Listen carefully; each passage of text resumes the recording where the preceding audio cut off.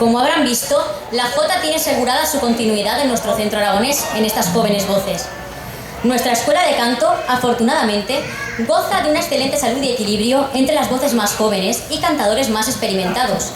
Lo verán en las jotas de estilo de Pepe Ponce y Paquita González y de nuestro profesor de canto, César Rubio.